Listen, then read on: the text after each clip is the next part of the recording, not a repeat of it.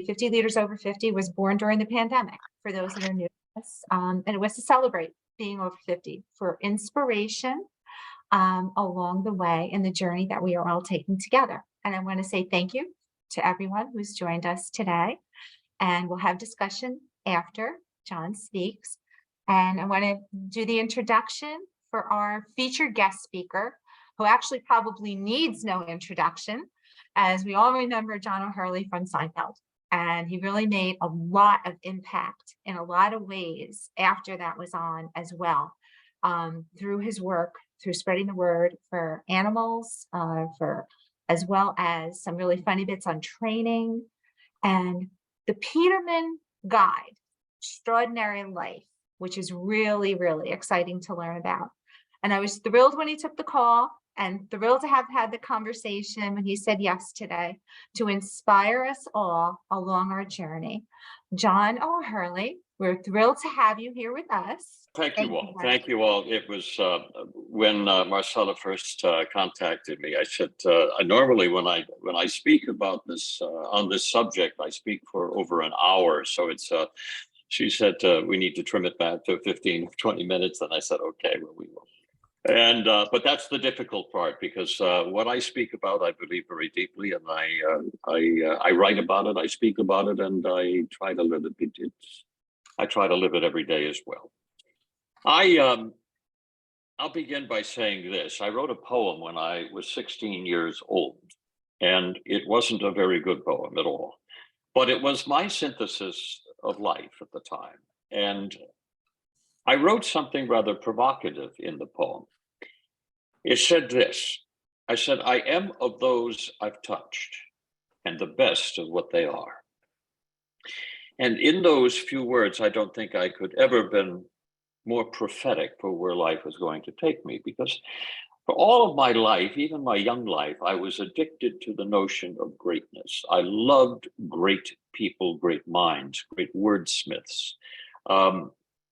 And I was affected so deeply by the people that I chose as my mentors: Norman Vincent Peale, Dale Carnegie, Earl Nightingale, Paul Harvey, some of the names of these older gentlemen. But they were wordsmiths and they were mindsmiths as well. And they were more responsible for me growing up the way I did than I could ever have blamed on anybody else. So I guess it seems fitting that when I say that if I've been a success in any aspect of my life, that either as an actor, perhaps as a businessman, or as a husband, or as a father, it was because I listened to a man who quietly grabbed my arm 35, 40 years ago. And he said something to me that was so specific, so true, it has become kind of the medium and the measure of my life ever since. I want you to go back with me to June 21st, 1991. It was the day of the summer solstice. It's the longest day of the year. And in celebration of that, I happened to be cruising on a ship through the Arctic Circle, where they experienced the land of the midnight sun. I was there on the top deck at close to midnight, and I was there with a glass of Pinot Noir in my hand, and I was talking to an elderly gentleman named Barry Garfield. Barry was a kind of an inherited grandfather that I had met during that week, and I was fascinated by. And if you had met him, you too would have been taken by the size of his spirit and just the fact that he was one of the most compelling people I've ever met in my life. But I asked him, I said, Barry, to what do you attribute your success in life? And with that, Barry reached over to me and he quietly grabbed my arm and with a little twinkle in his eye said this. He said, John, you've got two choices in life. 494125. Thank you. Are we there? Are we still on? We can hear you. Yeah. Okay, I'm getting some feedback from somebody. Barry grabbed my arm and he said, John, you've got two choices in life. You can have an ordinary life, or you can have an extraordinary life. And that's it. And it has nothing to do with money. It has nothing to do with power, but it has everything to do with the richness and the power of your choices. I said to Barry later that week, I said something that I've only said to maybe a handful of people in my life. I said, I will know you for the rest of my life. And I did. And sadly, it was too short. He died several years later from a very sudden bout of leukemia. But more importantly, Barry had left with me a GPS for my life. Because again, I was addicted to greatness, and I had realized that I was in the presence of greatness around Barry. I had been given a chance to take greatness and put it into action. Because you see, what he told me was a common denominator for all of us, the common denominator for everyone who is on this call today, because we are all looking for an extraordinary life. We want to live extraordinarily. Let me put it another way. I don't think everybody is looking for an ordinary life. I don't think we are looking for living like George Costanza, swinging on the middle rung of the ladder of life, right back there in the meaty part of the bell curve. I don't believe it. I don't believe it. I see it in my son, who's now 15, but I saw it in him growing up. Every stick became a spear, became a sword, became a fishing rod, because he believed, like his father did, that every body of water, even the puddle at the end of the driveway, might possibly hold a fish. But somewhere there's a disconnect where the extraordinary becomes ordinary, and we see it every day of our lives. You see it in the dead stare of a million adult eyes as you walk down the street. T.S. Eliot said, we are distracted from distraction by distraction. And I've come to believe that we don't choose ordinary lives. We settle for them. And I'm not suggesting that life has to be one big bungee jump. You know, it's not about that. That doesn't make for an extraordinary life. It makes you uninsurable. An extraordinary life has three elements to it, and I've assembled this and I've kind of called it the Peterman Guide. Once again, I'm getting cut off here. Are we there? Are we still there? We're Yes, still you're there. I You're see good. you and hear you. Yes. Okay, it keeps going to black, and I hear some kind of background noise. But I call it the Peterman Guide to the Extraordinary Life. And in it, I have taken what I believe to be the strongest three elements of what that life really looks like. And here's the thing about it. You can't have one or two, you got to have all three for the extraordinary life to be working. And so as I have put it together, I divide it up in these three elements. The first element is imagination. And I believe that imagination is the beginning of all things extraordinary. And why do I believe that?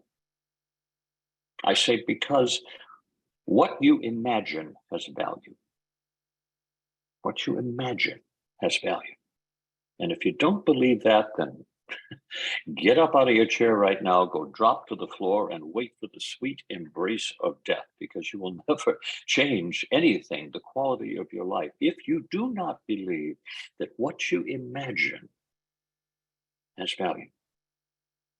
Now, that seems to be very simple to say. You say, well, why is that necessary to, but you'd be surprised. How often have you heard people say, well, it's a good idea, but somebody's probably already thought about it, or Maybe somebody else will be doing it, or I'll get to it someday.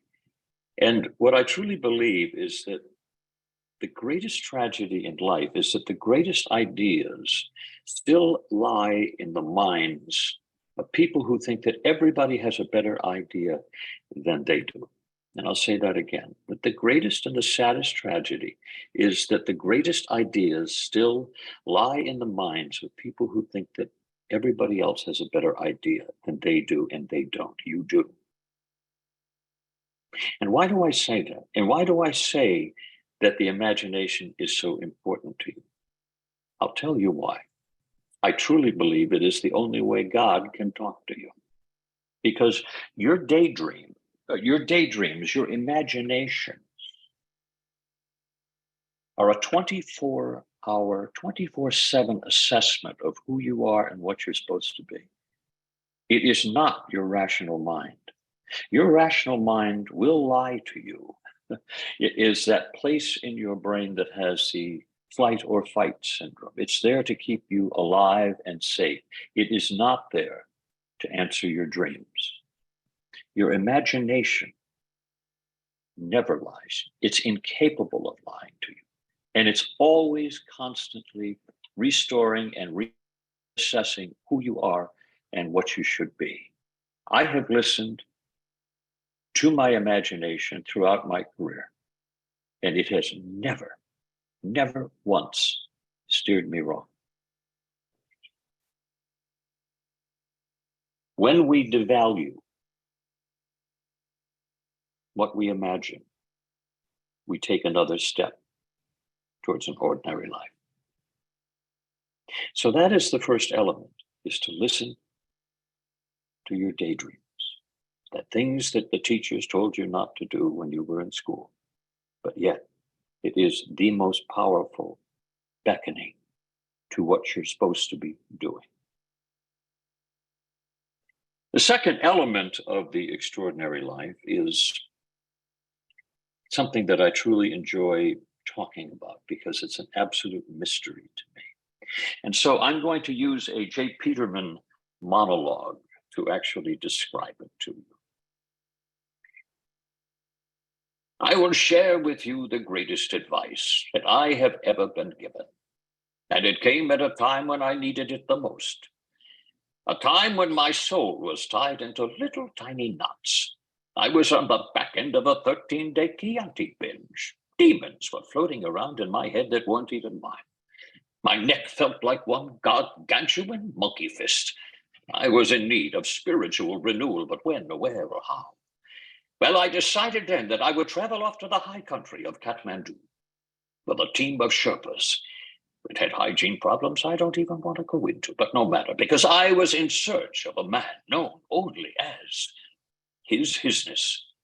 Yes, a man so spiritual it is said that he actually won a staring competition with his own reflection. And because that's who I was looking for, that is who I found. He was seated in the corner of a small chapel, his legs folded conveniently into a Windsor knot. And so I sat down next to him for what seemed like hours, staring into his ice blue eyes, and finally I broke the silence by saying, "Please give me that which I have come for." And with that, he reached over and he slapped me as hard as he could across the face and said, "Go fish." Well, I was astounded by the words I had just heard. Go fish. Was this the lesson that my soul had been longing to hear? Go fish, the name of a children's card game. Or was I on the receiving end of the old Tibetan shimsham? Well, I could not be certain. And so on my way out, I toilet papered his pagoda. But his words have echoed thus in my mind ever since. And now, any time that my soul is tied into little tiny knots, I simply stop what I'm doing. I put down my belongings. I smile gently to myself. And I go fish. Because you see, what he was trying to tell me was to stop worrying about the future and stop living in the past. The future will take care of itself. And the past is but a faded memory and of no importance anymore. But learn instead to find 1,000 joys by living in the present moment. And why?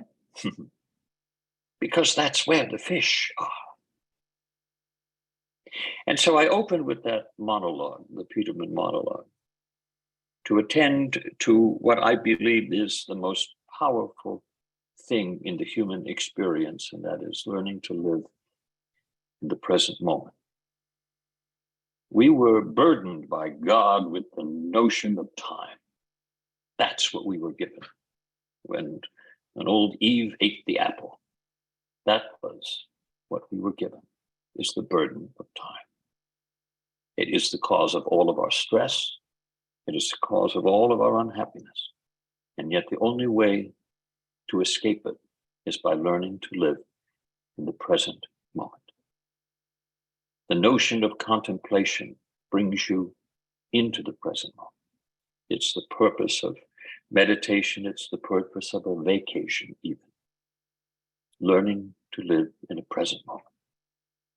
Now, fortunately, we have dogs in our lives to remind us of what living in the present moment is like. Dogs have two notions of time, now and they know never. That's it. They live in the present moment. And if you don't believe me, you try and reprimand a dog for something that they did 15 minutes ago on the floor over there, and I guarantee you they've already forgiven themselves.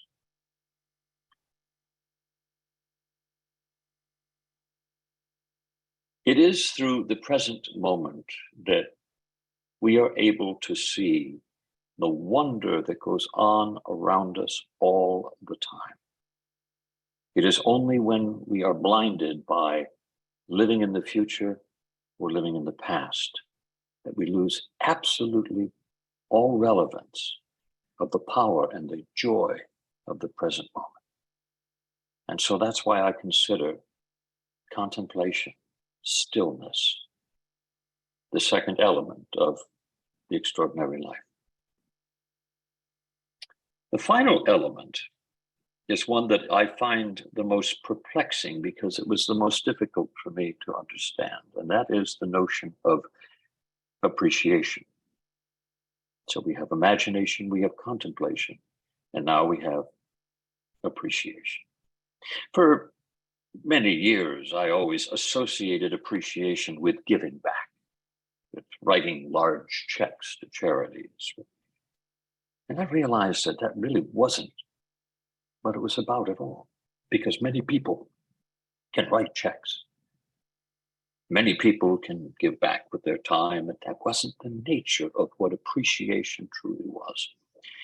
And then I remember one morning, a very important morning too, dropping my son off for the first day of kindergarten, so many years back.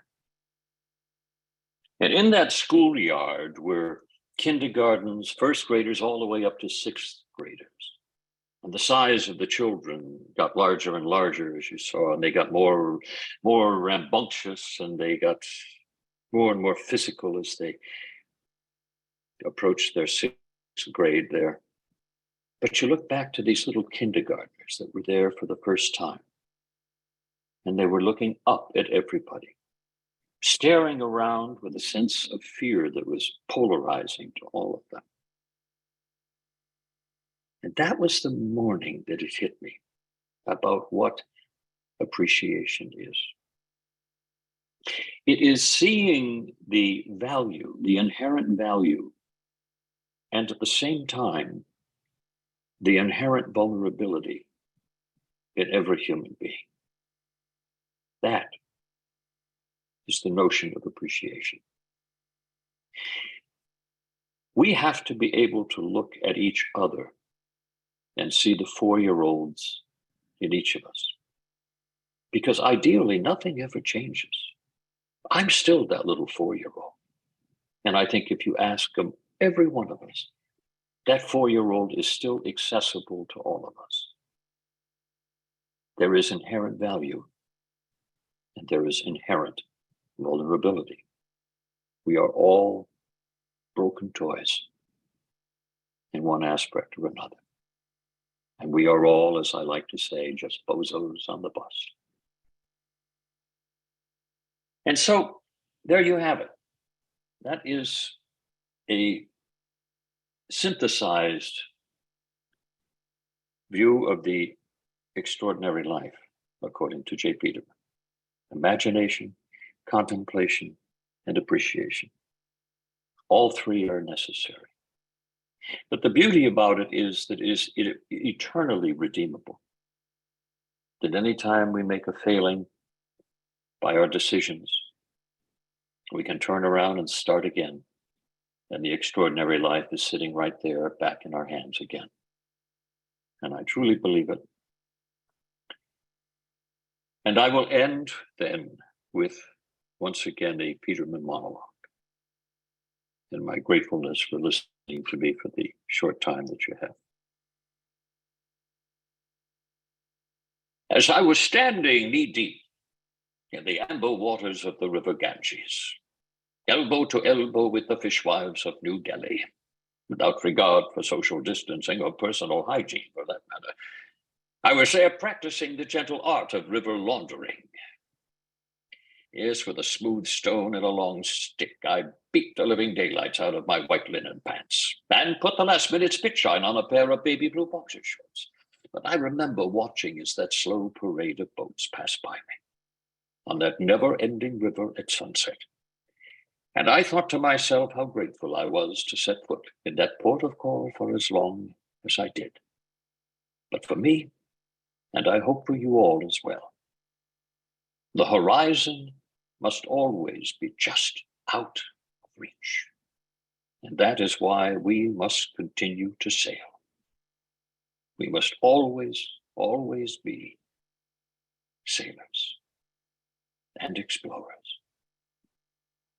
And with that, I say farewell, God bless, and may you all have extraordinary lives. Thank you. That was amazing. Thank you. Thank you. Thank you. I actually have, if it's okay, I have a question for you. Looking back over, like, even when I was looking through your biography, this was more deep, this is deeper than I had expected. And it was absolutely wonderful. You imparting the emotion as well as your experience about this. What would you consider, with all the most amazing accomplishments you've had, as your greatest one?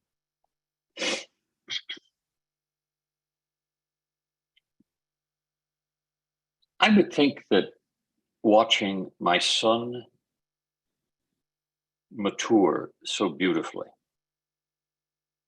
is probably the greatest. Of late, he has become something of an amazement to my wife and to myself. And he has become a young adult in a way that I never believed would be possible. And and he has become self-disciplining, self-guiding, and he has his life figured out in front of him. And I would say that was something I never saw coming. It surprised me enormously. But I have to look back and say that was, I would say, if we can be grateful for any one thing, is that we have posited a child on this earth that has the most extraordinary value structure and the greatest desire to be an extraordinary person. Wow. Thank you. Mm-hmm. Thank you. You bet. Yeah. I blown away by the whole thing. If you have a few moments for questions, if not, I understand. No, I do. You I do? do. Okay, wonderful. Sure. By a show of hands, if anyone would like to, and ask a question, please raise your hand or unmute and ask the question.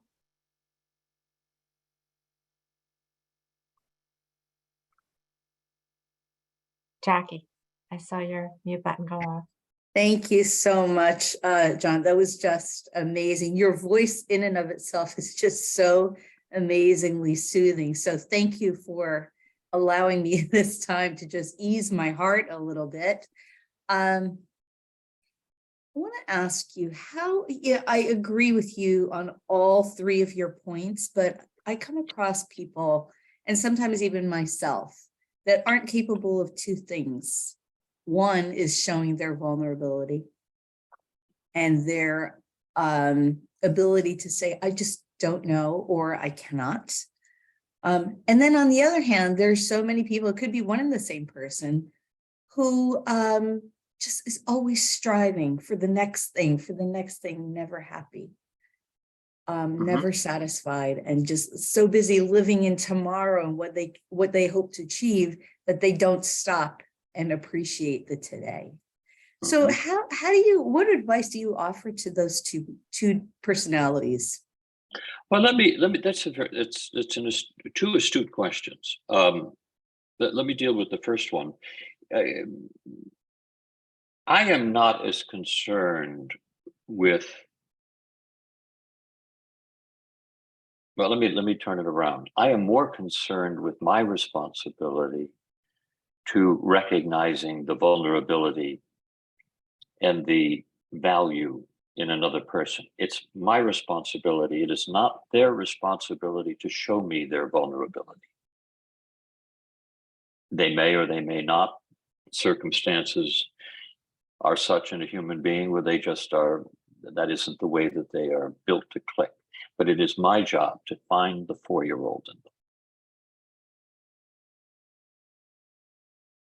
The second, your second question of that type A personality that is always striving and always striving. I understand that, and as I say, it is not, the extraordinary life is not meant to be lived by everybody. There are many that will choose ordinary lives, and I find an addiction to achievement to be an impediment to living extraordinarily. Anything that prevents you from literally living in the present moment, I think takes you in the opposite direction. I tell you, let me add something to this. Before I walk on a Broadway stage at night, before I walk onto a film set, before I walk onto a TV set, I always say one prayer, always. And the prayer is this. I say, God, let me be surprised. And that's it. Let me be surprised. And what that means is it relaxes me and it opens me up to look for something that I hadn't found, that there was value unforeseen. And that's what I'm looking for. So I'm living on stage in the present moment. I know what I'm going to say. I know the lines I have been given to say. I just don't know why I'm going to say them yet. I'm relying on the other person to give me the meaning for me to make the statement from the script that I'm going to. So I'm reacting. I'm not acting. It's the notion of allowing, looking, and being still enough to be constantly looking for the surprises in life. I just happen to be doing it on the stage. Does that make sense? It makes all the sense in the world. And I am happy to say that I think that I'm doing that too. So I want to thank you for reaffirming that for me. Thanks.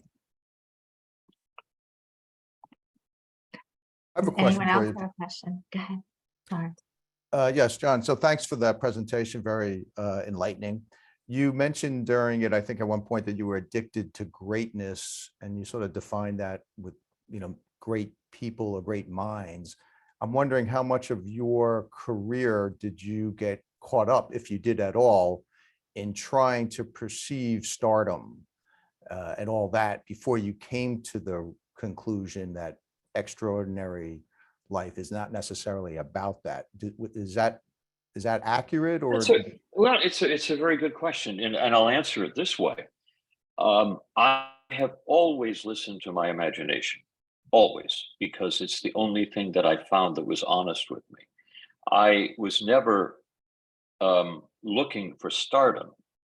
Stardom is something that happens either because you're doing your job correctly and often, but it doesn't happen. You can't go out there and position it out there in front of yourself. Even if you want to, you cannot do it.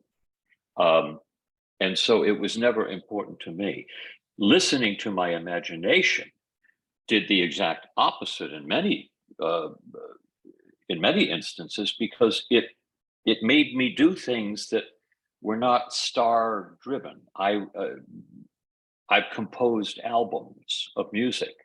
Now, the time that it took me to compose those albums was time that I wasn't doing something else, that if I was on my path to stardom, it just took me in a different direction. So it was, because, and the only reason I went that way was because my imagination told me that if I don't put that music down, it will be lost forever. And the same thing with the books that I've written. If I don't sit down and write the books, then those ideas will be lost. My perception will be lost forever. So it was actually kind of the opposite of, I was kind of working the opposite way. And by listening to my imagination, I was putting more arrows in my quiver than I ever could possibly have done if I was out there on my star turn. I didn't rely on provide me, stardom, and because of that, I don't consider I'm recognizable. I'm not a star. I mean, there are stars that they're the Brad Pitts and the Tom Cruises of the world. Those are stars, Michael Jacksons, but they focus on one thing.